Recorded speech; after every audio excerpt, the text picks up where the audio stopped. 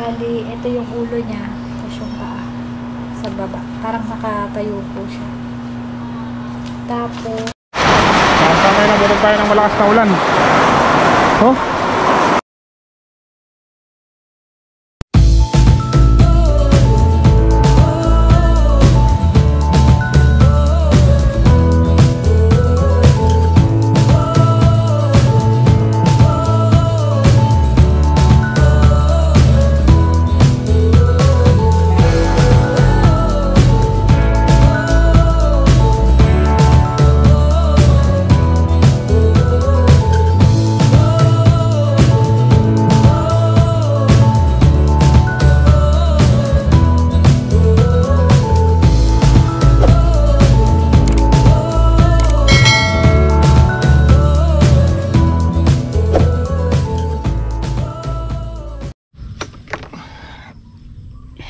Good morning po mga kasama.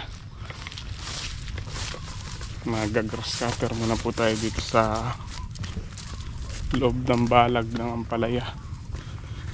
Limutan ko pa mong bumili ng gasolina.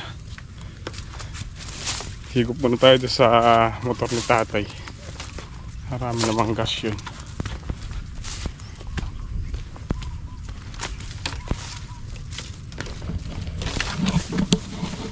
Hindi kagaya ng talong. Yung talong pwedeng sprayin sa pagitan, yung Ampalaya medyo maselan. Daming buko ng talong. Sana wag lang masundot.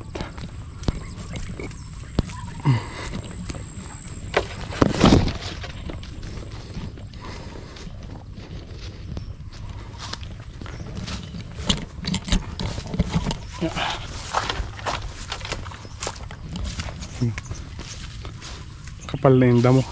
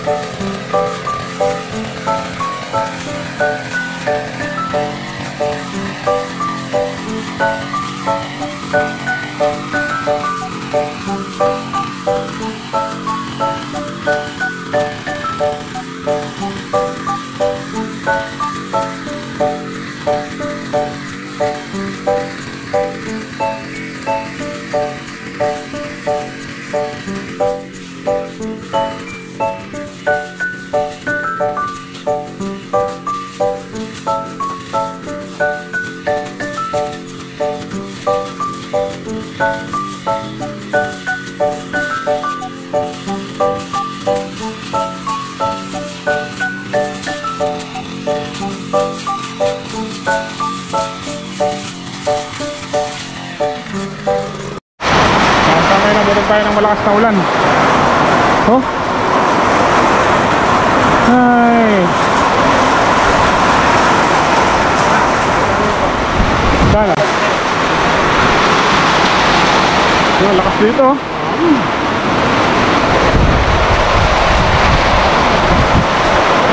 Parang ano to ah? Parang bagyo ah. Parang bagyo. Tatay Francisco nakapagluto na po ng ulam. Ayun o. Sinigang na okra. Mata na. Maraming ko sa luyot. Oren. Oren, tara.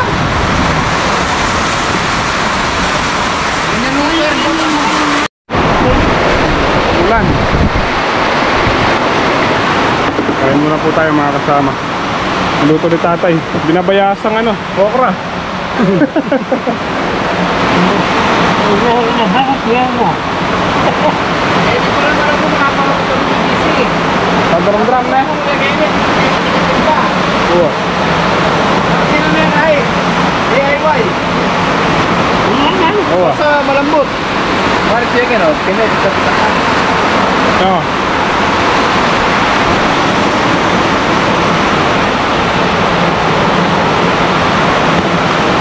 Yun o, okra o. pinapayasan.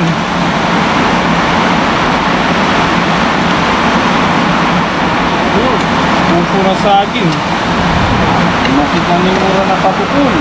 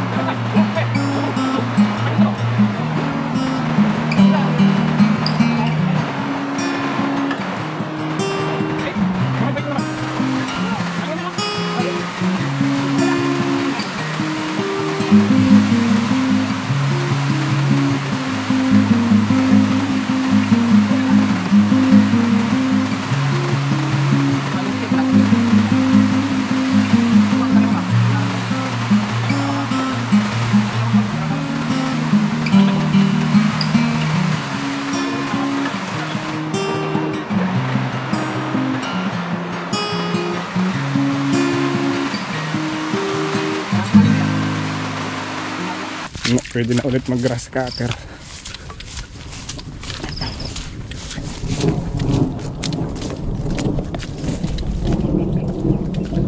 Nabasa yung damit ko kanina, nabasa rin ako.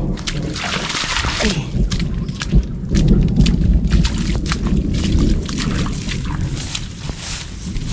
Tatay nagbabawas po ng ano, nagbabawas na sanga ng upo.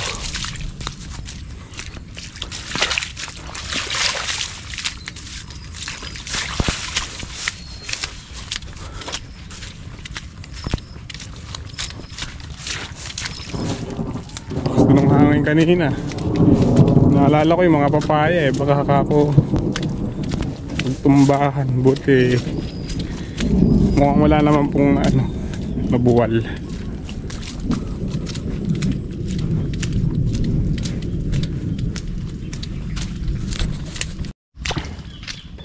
Isa, dalawa,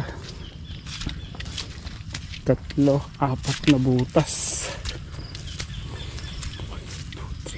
Apat pa. Nahati na po pala yung ginagrass cutter dito sa Ampalaya. Dahil tubig oh.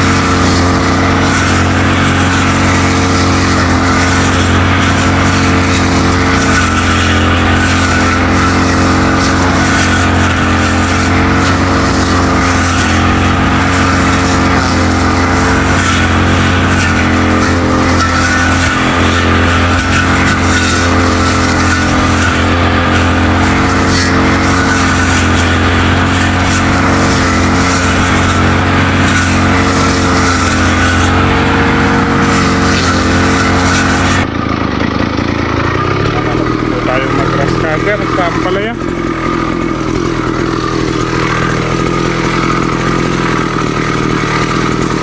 Maraming talsik kasi galing umulan.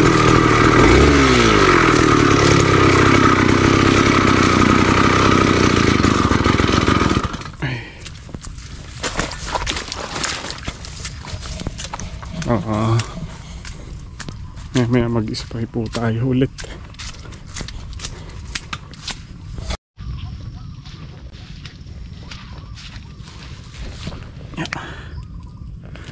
Laki nito, dinapitas. Ang porta.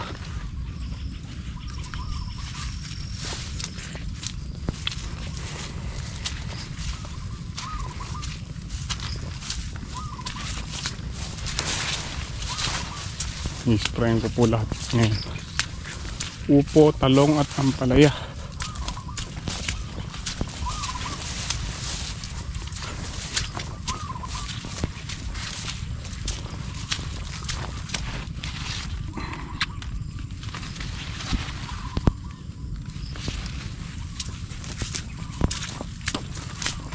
Spray ng spray.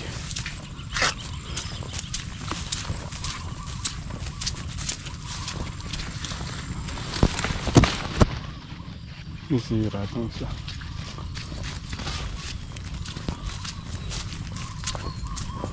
Nakasama tayo natin yung upo.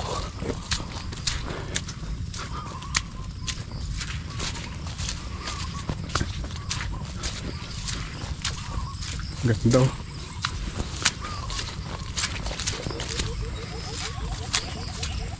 Meron na pong ano, meron ng bungang maliliit.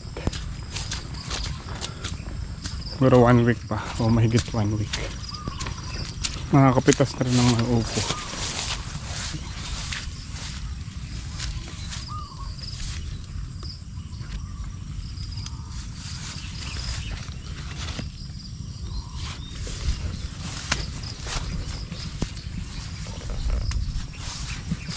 Nabawasan po ni tatay yung sanga, yung mga sangang walang bunga. Yung gaya nito. Yung tatay nagbabawas ng sanga. Masyadong makapal yung pagkakatanim.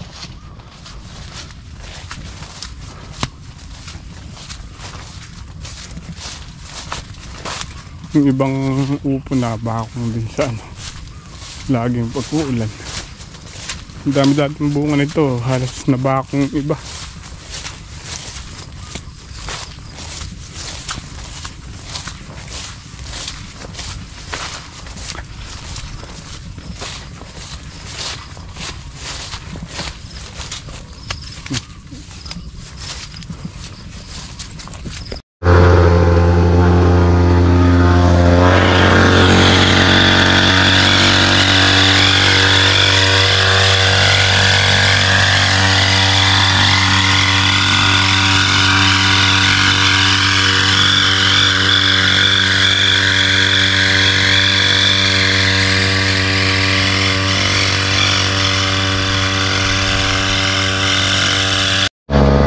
Tapos na po tayo sa ampalaya, dito naman sa upo.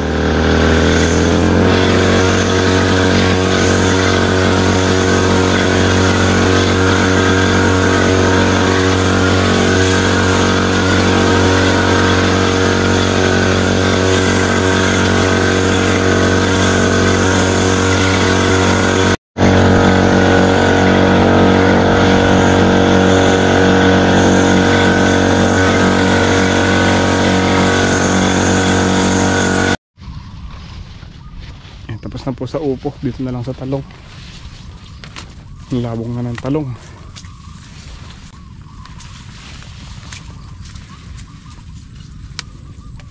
Pagpapabunga na lang talaga.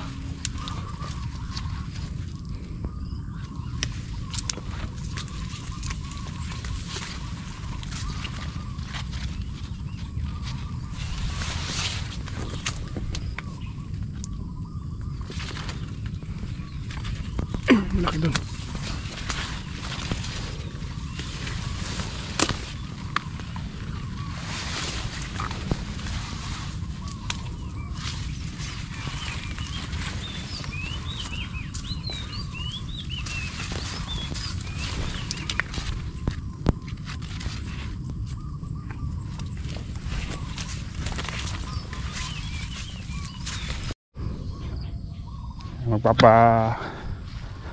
Gabi pa po tayo ng konti. bago tayo mag-spray ng talong. Trim ko muna yung mga papaya.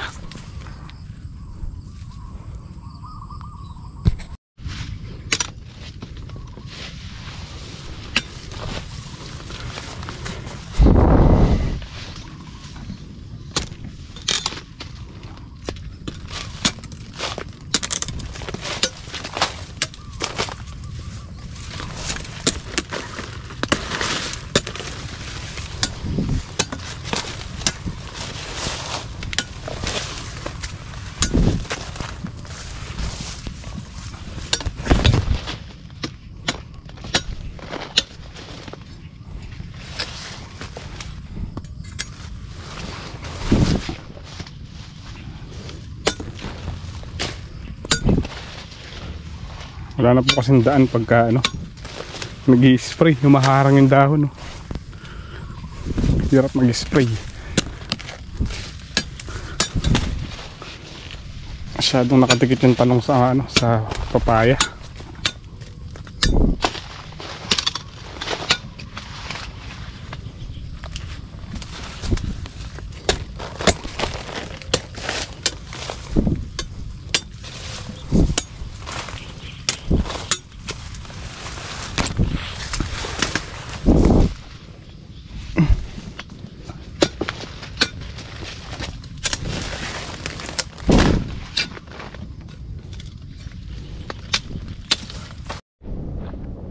Nakabunot pala yung dito, serga sampalaya. Napalo.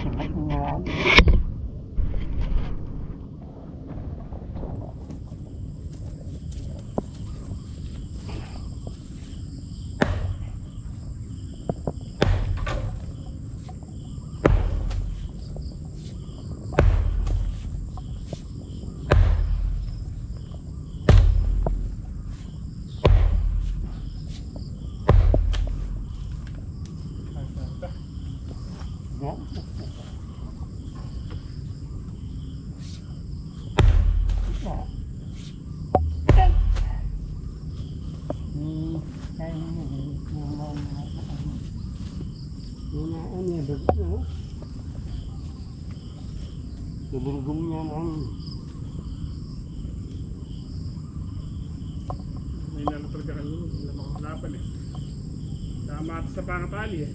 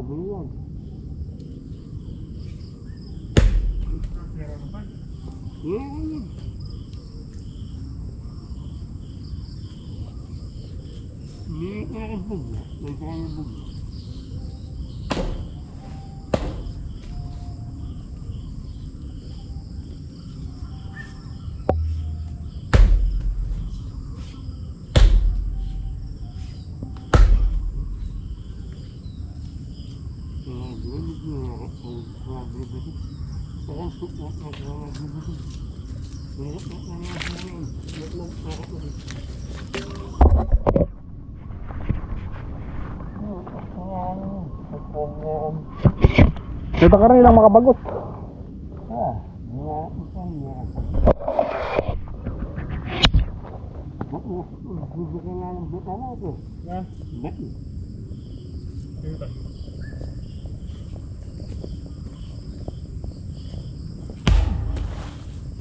Makagiyating masok. Yung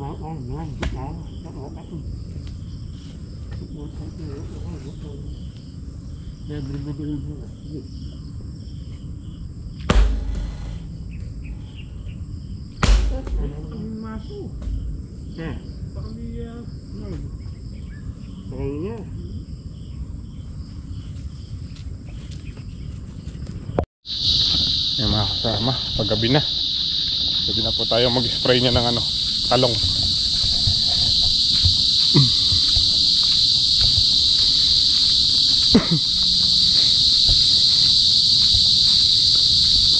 Ingay ng ingay ng mga kuliglig.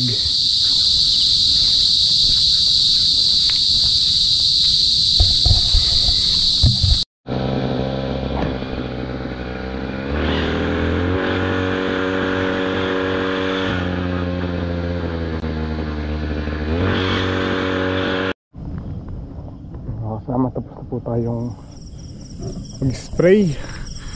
Wala na makita, yun yung buwan nakatagilid. Pauwi na po tayo. Mga kasama, kamusta po kayong lahat? Bali, araw po ngayon ng Lunes, August 12, 2024. So yung last upload po namin ng araw ng Huwebes, ng August 8, na last birthday ko, yung nagpapatry po kami ng ultrasound. So ngayon po yung schedule ng ultrasound natin. Bali, nag-second opinion po kami. Bali, nagpapacheck up po kasi ako sa public lang. So, yun nga yung naging resulta po kasi doon, hindi po nila matrace yung heartbeat ng baby natin. So, syempre, nag-aalala din po kami ni MY. Sobrang nagdadasal po kami sa Panginoon na sana nagkamali or hindi lang masyadong nakita yung heartbeat ni baby. So, ngayon, bali, dito ka. Kasama ko po si Alexa. Si MY po nasa labas, nandito kasi si Tatay Sid. So, sabi niya ako na lang daw po yung mag-vlog tsaka magsabi ng result. Kasi si MY hindi po kasi siya showy sa mga celebration, ganun. So, sa mga So, yun. Nagpunta po kami sa Arayat Doctors Hospital kay Dr. Matias ngayon. Bali, kakauwi lang namin alas 4 ng hapon. Muli po ako nagpapasalamat kay Ninong Ray tsaka kay Ninong Gina. Ayan, tapos po siya po yung pasasalamat namin. So, maraming salamat po sa inyo. So, ayun, thank you so much po. So, ito, sa kami sa Arayat Doctors Hospital. So, sobrang blessing, good news kasi, ayun, may heartbeat po si baby. So, kung makikita niyo po sa ultrasound, suwi siya. Bali, ito yung ulo niya, tapos yung paa sa baba. Parang nakatayo po siya. Tapos, mali po pala yung bilang ko. Bali, ano na po pala siya? 15 weeks and 3 days. Yun, yung pagka-ultrasound po sa akin. Kasi umuwi ako ng April 2. So, May, hindi na po pala ako dinatnan. So, kung bibilangin natin, May, June, July, August, September, October, November, December, January. Sabi ni Dra, January 31 daw po yung due date ng panganak ko. Tapos, ang nakakatuwa pa dito mga kasama. Kasi last baby na namin, tatag-usap na kami ni Emoy na tama na, tapos last baby na namin, magpapalagit na po. So, ayun mga kasama, ayun, nabasa niyo po ba kung anong gender na? Ayun. So, sobra. Kasi hindi po namin, parang hindi namin inakala. Kasi maraming nagsasabi na babae na naman daw, kasi di naman daw po nagbago yung itsura ko. Tapos yung tiyan ko pa, bilog. Yun, talagang mapapa-thank you Lord ka na lang talaga. So, yun lang mga kasama, nagpapasalamat po ako sa inyo. So, sana kung paano nyo po inaabangan yung pregnancy ko, tapos yung buhay namin na MY, buhay bukid niya, buhay farm. So, yun. Malapit na rin yung wedding namin, yung kasal namin. So, maraming salamat po sa inyo. Thank you din sa Panginoon. Hindi na kami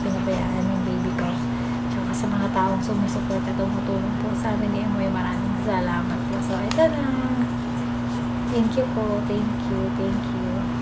Thank you, Lord, talaga. Thank you po sa blessing. Yun lang. Alexa, oh! Alexa! Busy siya. Nanonood po kasi siya. Sabi ko, tulog kami. Kasi medyo napagod sa biyahe. So, yun lang. Salamat po ulit mga kasama.